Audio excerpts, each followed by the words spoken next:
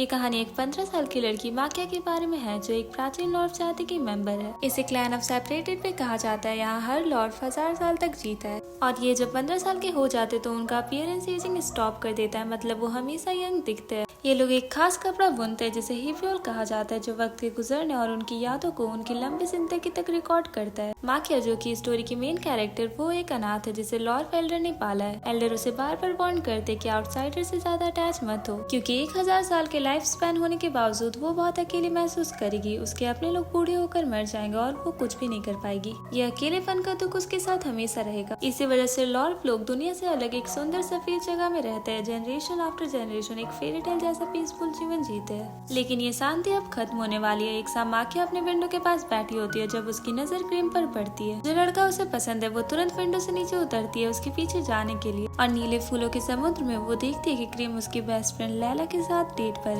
ऐसा लगता है जैसे किस्मत ने उसके साथ मजाक किया हो, क्योंकि उसका क्रश और उसकी बेस्ट फ्रेंड एक कपल बन गए। माकिया जो कि वहाँ छुपी होती है उसका दिल टूट जाता है। तभी एक प्राचीन ड्रैगन की तरह रात की शांति को तोड़ देती है। मेजारते नाम के पड़ोसी राज्य के सैनिक उड़ते हुए ड्रैगन के साथ लॉर्फ विलेज पर अटैक करते हैं। वो लॉर्फ की लंबी जिंदगी का राज नहीं ढूंढ पाए, इसलिए आर्मी हमला कर देती है। माकिया शौक में चीखती है और इस अफरा तफरी में क्रीम उससे कहता है कि जल्दी से एल्डर को वार्न करे। वो हर जगह एल्डर को ढूंढती है लेकिन वो कहीं नहीं मिलती। गाँव के दरवाजे बंद होने लगते हैं और अलार्म बेल पूरे आसमान में गूंजने लगती है, और ड्रैगन की ताकत के साथ दुश्मन लॉर्फ लोगों को बिल्कुल बेबस बना देते हैं। आर्मी जबरदस्ती सभी औरतों को ले जाते हैं और जो भी इनकार करता है उन्हें बिना दया दिखाए मार दिया जाता है। अचानक एक एनिमी ड्रैगन रेड आई डिसीज से परेशान हो जाता है और बिना कंट्रोल के लॉर्फ टेरिटरी में घुस जाता है। ये ड्रैगन हिबियोल में उलझ जाता है और जब वो विलेज से भागता है तो गलती से माकिया को भी अपने साथ ले जाता है। माकिया हवा में उड़ते हिबियोल के साथ दूर आसमान की तरफ देखती है। उसे समझ नहीं आता कि अब वो क्या करे। पहली बार उसने लॉर्फ विलेज छोड़ा और उसे गाँव के बाहर का आसमान बहुत बड़ा लगता है और ड्रैगन का शरीर धीरे धीरे लाल होने लगता है और आखिर में आग उसे पूरी तरह से जला देती है। ड्रैगन एक घने जंगल में क्रैश हो जाता है और मर जाता है, लेकिन माकिया किसी चमत्कार से बच जाती है। जब वो अपने विलेज की तरफ देखती है तो आसमान आग से भरा दिखाई देता है। सब कुछ इतनी जल्दी तबाह हो गया कि उसे यकीन नहीं होता और अब उसके पास कोई उम्मीद भी नहीं होती। वो धीरे से एक क्लिफ के किनारे पर जाती है हिबियोल को पकड़े हुए,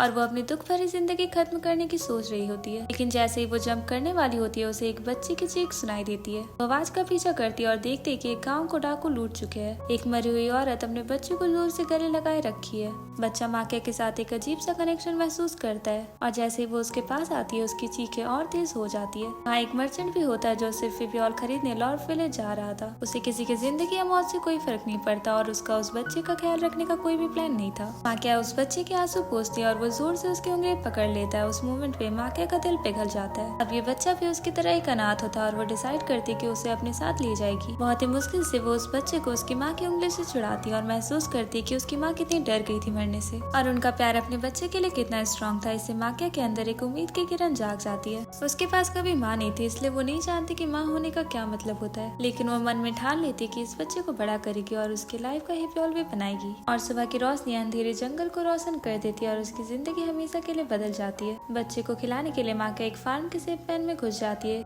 लेकिन एक कुत्ता जोर से भौंकने लगता है। फार्म की मालकिन मीडो आवाज सुनकर बाहर आती है और वो देखती है कि माकिया हेल्पलेसली दूध चुराने की कोशिश कर रही है। मीडो भी सिंगल मदर है 2 बच्चों की, और उसे पता है कि एक लड़की के लिए भूखे बच्चे का ध्यान रखना कितना मुश्किल होता है। मीडो देखती है कि माकिया एक लॉर्फ है, लेकिन वो माइंड नहीं करती और उन्हें अपने घर के अंदर ले लेती है और उसे कपड़े बुनने का काम दिला देती है। उस दिन के बाद ये जगह माकिया और उसके बेटे का घर बन जाता है। माकिया अपने बेटे का नाम एरियल रखती है। क्यूरियस होकर माकिया मीडो से पूछती है कि माँ बनने के लिए क्या जरूरी होता है। मीडो कॉन्फिडेंट के साथ कहती है कि एक माँ को उसकी तरह ही होना चाहिए, चाहे उसका पति ना हो, पर उसे अपने बच्चों के लिए मजबूत रहना चाहिए। माकिया मीडो की मजेदार शकल देखकर हंसी से भर जाती है। बहुत समय बाद उसने इतना खुलकर हंसा था। अपनी लॉर्फ आइडेंटिटी छुपाने के लिए मीडो उसके सुनहरे बालों को ऑरेंज कलर से डाई करने में मदद करती है और उसको एक अच्छी माँ बनने की ट्रेनिंग देती है। धीरे धीरे माकिया की जिंदगी नॉर्मल होने लगती है, प्यार से भरी हुई। जैसे जैसे मौसम बदलता है और सर्दी बर्फ के साथ आती है, मीडो का कुत्ता एरियल का साथी बन जाता है जब माकिया बुनाई करती है। धीरे धीरे एरियल अपने कदम उठाता है और ये हर पल माकिया के दिल को छू जाता है। जिस दिन एरियल चलना सीख जाता है, गाँव के लोग माकिया की तारीफ करते कि वो एक असली माँ की तरह लग रही है।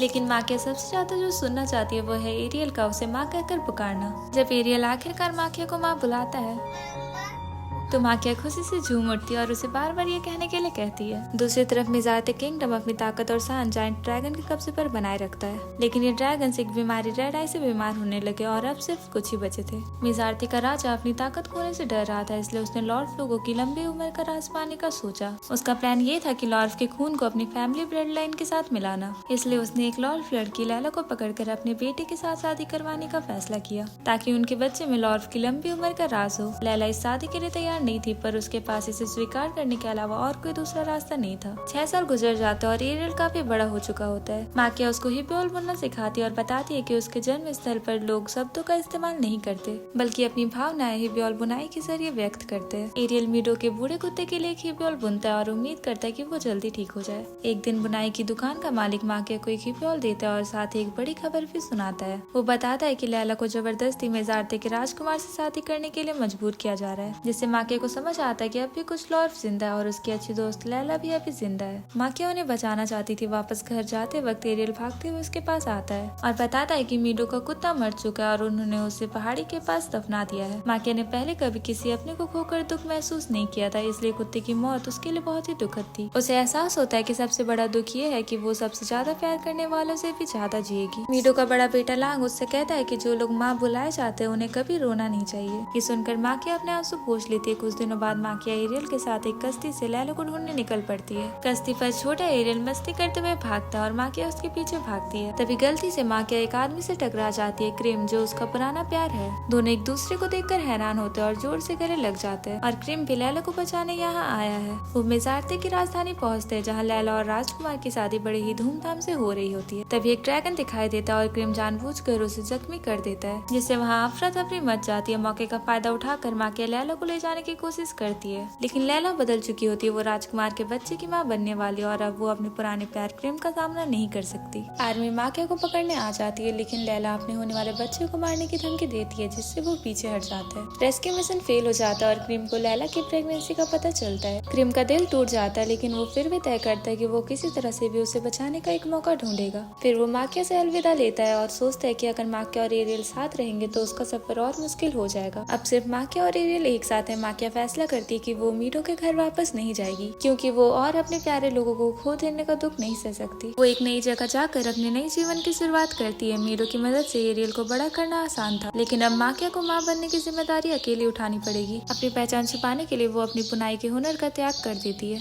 लेकिन 15 साल के दिखने वाली माकिया के लिए नौकरी ढूंढना मुश्किल हो जाता है। बहुत कोशिशों के बाद भी उसे कोई काम देने के लिए तैयार नहीं होता। थक हार कर उदास माकिया जब घर लौटती है तो वो देखती है कि एरियल ने उसका घर का बाहर निकाल दिया। वो गलत समझ लेती है कि एरियल ने जानबूझकर शैतानी कर रहा है और गुस्से में पहली बार उस पर चिल्लाती है। नाराज होकर एरियल घर से भाग जाता है। जब माकिया हिब्योल पर लिखा हुआ संदेश पढ़ती है तो उसे एहसास होता है कि एरियल जल्दी बड़ा होना चाहता है ताकि वो माकिया की रक्षा कर सके। बाहर तेज बारिश हो रही थी और माकिया घबरा कर अपने बेटे को ढूंढने निकल पड़ती है। वो उसे एक दीवार के पास देख लेती है। वो भागते हुए उसके पास जाती है और जोर से उसे गले लगा लेती है, लेकिन एरियल उसे दूर ढकेल देता है और कहता है कि वो जल्दी बड़ा होना चाहता है ताकि वो माकिया की रक्षा कर सके। माकिया ये सुनकर आंसू नहीं रोक पाती और महसूस करती है कि उसकी सारी मेहनत सफल हो गई। वो अपने छोटे बेटे को जोर से गले लगाती है और वादा करती है कि वो एक अच्छी माँ बनेगी। 8 साल बीत जाते हैं और अब एरियल 18 साल का हो चुका है, जबकि माकिया अब भी बिल्कुल वैसी ही दिखती है। लोगों को शक होने से बचाने के लिए दोनों भाई बहन होने का नाटक करते हैं। सालों तक अलग अलग वजहों से उन्होंने कई जगहें बदली थी और आखिरकार वापस मेजारती की राजधानी लौट आए। एरियल एक फैक्ट्री में काम ढूंढ लेता है और माकिया उसी जगह एक सर्वेंट बन जाती है। दूसरी तरफ लैला मेजारती के महल में कैद है। उसकी और राजकुमार की बेटी मैडमेल को लॉर्ड की अमरता विरासत में नहीं मिली। इसी वजह से मैडमेल राजमहल में कोई खास जगह नहीं बना पाई और उसे छोटी उम्र से ही अपनी माँ लैला से मिलने नहीं दिया गया। राजमहल में कैद लैला को राजकुमार को खुश करने के लिए जबरदस्ती सजाया जा रहा था। उसे लगता था कि सारे लॉर्ड अब मर चुके हैं। उसकी बस एक ही तमन्ना थी, अपनी बेटी मैडमेल से मिलना। दूसरी तरफ माकिया और एरियल अब एक ही उम्र के लगते और एरियल अब अपनी माँ से पहले की तरह स्नेह नहीं दिखाता। वो सबको बताते हैं कि वो दोनों भाई बहन है, पर लोग उन्हें लेकर अब भी इधर उधर की बातें बनाते हैं। फैक्ट्री के कुछ लोग तो ये भी सोचने लगे थे कि माकिया और एरियल एक भगोड़े प्रेमी जोड़े हैं। एक दिन फैक्ट्री में नया सुपरवाइजर आता है, मीडो का सबसे बड़ा बेटा लांग। लांग चाहता है कि माकिया वापस मीडो के शहर चली आए एरियल के साथ। बचपन से ही उसके दिल में माकिया के लिए एक अलग जगह थी, पर माकिया वापस जाने से इनकार कर देती है। अगले दिन ही एरियल लांग के पास आता है और उससे नगर रक्षक बनने का मौका मांगता है। शहर के लोग माकिया और एरियल के रिश्ते को गलत नजर से देखते थे और एरियल महसूस करता कि वो सिर्फ माकिया के रास्ते में एक रुकावट है जो उसे कभी बचा नहीं पाया। दीवार के पीछे छुपी माकिया ये सब सुन लेती है, पर वो अपनी उदासी को छुपाने की कोशिश करती है और एरियल को जाने देती है। एरियल ही माकिया के जीने का एकलौता वजह था और वो उससे कभी अलग भी नहीं हुई थी। पर अब जब वो सच में चला गया तो माकिया सिर्फ उसकी व्योल को मजबूती से थाम लेती है जो एरियल ने उसके लिए बुना था। वो रोते हुए बस एक ही चीज सोचती है कि एरियल ने वादा किया था कि वो माकिया की रक्षा करेगा। उसी वक्त जब माकिया आंखों में आंसू लिए बैठी होती है, क्रीम अचानक उसके घर में घुस आता है और उसे अपने साथ ले जाता है। 6 साल गुजर जाता है और एरियल अब एक अनुभवी सैनिक बन चुका है। उसकी पत्नी दीदा प्रेग्नेंट है और जल्दी उन्हें एक बच्चा होने वाला है। जो एक समय सिर्फ एक नादान लड़का था, वो एक होने वाले पिता के रूप में नए एहसासों को समझने लगता है। अब जैसे जैसे एरियल नए रिश्तों और जिम्मेदारियों को महसूस करता है, उसे समझ आता है कि माकिया उससे इतनी शिद्दत से प्यार क्यों करती थी। लेकिन जब वो अपने नए जीवन के सपने देख रहा होता है, तभी मेजार्ते की राजधानी में युद्ध की घंटी बज उठती है और पड़ोसी देश की सेना अचानक शहर के द्वार तक पहुंच जाती है और तेज गोलीबारी में अनेक लोग मौत के घाट उतार दिए जाते हैं। और हैरानी की बात तो ये है कि इस युद्ध का असली कारण क्रिम है। लैला को बचाने के लिए उसने दुश्मन देश के साथ गठबंधन किया जो अब मेजार्ते पर हमला कर रहा है। पिछले कई सालों में क्रिम सिर्फ एक ही सपना देख रहा था, लैला को आजाद करना और लॉर्ड फ्लोको को उनका पुराना जीवन वापस दिलाना। 6 साल पहले क्रिम ने माकिया को इसलिए किडनैप किया था क्योंकि उसे लगा था कि माकिया सिर्फ अपनी खुशी का सोच रही है, जबकि मेजार्ते की राजधानी में जो लॉर्ड जिंदा बचे थे वो सिर्फ डर की साए में जी रहे थे।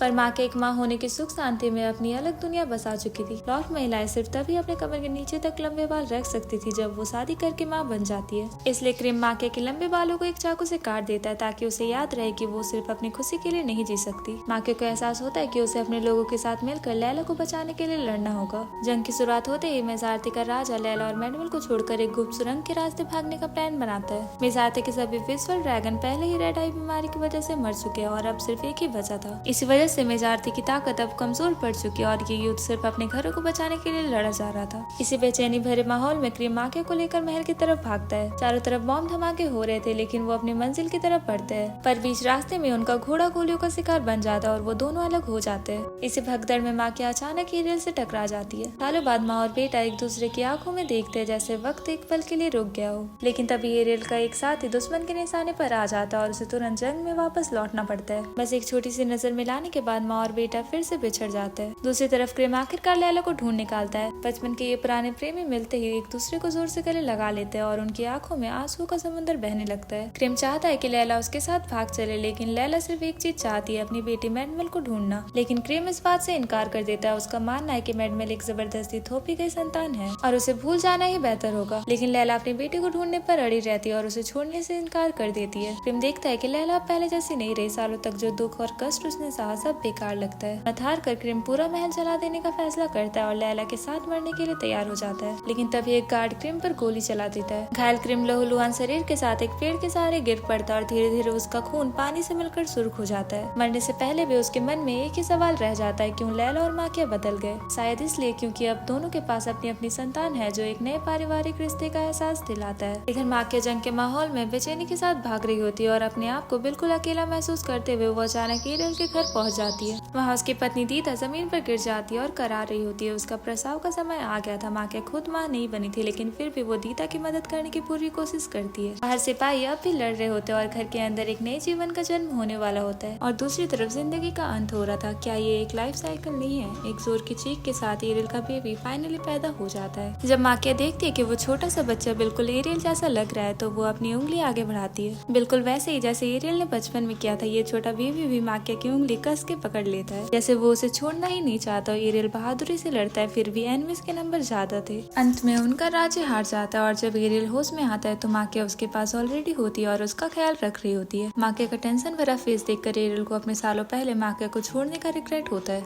लेकिन माकिया उसके लिए थैंकफुल थी क्योंकि एरियल ने उसे जीने की ताकत दी थी और लाइफ का सही मतलब समझाया था। अब एक पिता बन चुका एरियल माकिया से कहता है कि उसने उसे कोमलता, शक्ति और दूसरों से प्यार करना सिखाया। ये सुनकर माकिया सुखद फील करती है और जान लेती है कि अब उसके जाने का समय आ गया है। एरियल उससे रुकने की भीख मांगता है और कई सालों बाद वो उसे माँ कहकर पुकारता है, पर माकिया लांग से कहते कि वो एरियल को वापस दीदा के पास ले जाए ताकि वो अपने परिवार की रक्षा कर सके। माकिया राजमहल जाकर क्रिम की आंखें बंद करती है जो पछतावा लेकर मर चुका था। राजमहल की छत पर लैला आखिरकार अपनी बेटी मैनुअल से मिलती है जो उसे पहचान नहीं पाती और पूछती है कि आप कौन हो। इस पल में लैला को समझ आता है कि मैनुअल जो उसके दुखों में एक आशा थी, वो उसके बीते हुए दुख भरे जीवन की एक याद भी है। अब दोनों के बीच सिर्फ खून का रिश्ता है और इसमें भावनाओं की कोई जगह ही नहीं है। लैला अपनी दुख भरी पुरानी जिंदगी को छोड़ देने का फैसला करती जाती है और जैसे ही वो माकिया की पुकार सुनती है वो महल से कूद जाती है और माकिया जो एक विशाल ड्रैगन पर बैठी होती है वो उसे पकड़ लेती है। हवा में लैला मैडमेल से कहती है कि वो उसे भूल जाए और खुद से कहती है कि उसे भी अपनी राजमहल की जिंदगी भूलनी होगी। उसने आखिरकार आजादी चुन ली थी और ये उसके लिए काफी मुश्किल था, पर फिर भी उसे आगे बढ़ना होगा। 20 साल गुजर जाता है और माकिया उस फार्म पर जाती है जहाँ एरियल अपने परिवार के साथ रहा करता था। उनकी बेटी की कहानी से माकिया को पता चलता है कि एरियल और दीता ने एक सुखद जीवन बिताया। एरियल के कमरे में अब वो बूढ़ा हो चुका था और बिस्तर पर पड़ा था